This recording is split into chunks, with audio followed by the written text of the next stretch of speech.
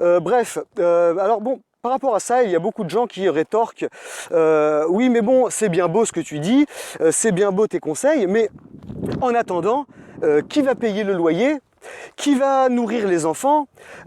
Si ça marche pas, hein, si je me lance dans l'entrepreneuriat et que voilà, ça marche pas, comment on va faire pour s'en sortir financièrement?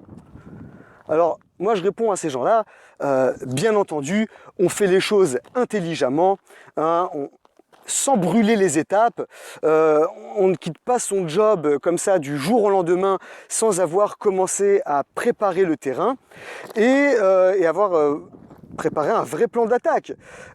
Parfois, voilà, on peut allier les deux, voilà, même quitte à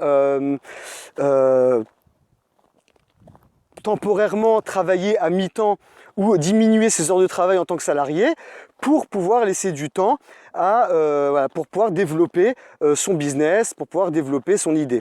Alors bien sûr, il y a des gens qui sont très à l'aise financièrement et eux, ils peuvent se permettre de quitter leur job pour pouvoir se lancer complètement dans leur rêve professionnel.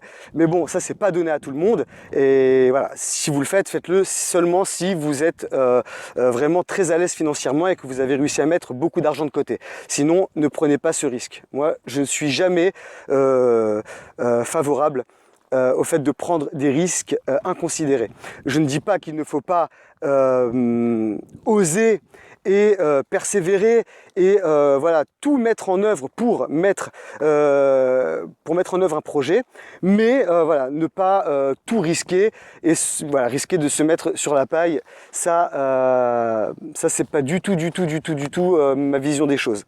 Et je pense que c'est à portée de tous, tout le monde peut le faire, il faut juste voilà, se lancer, persévérer, ne pas baisser les bras, continuer et ça finit toujours par porter ses fruits, toujours. Je vous remercie beaucoup, à très bientôt.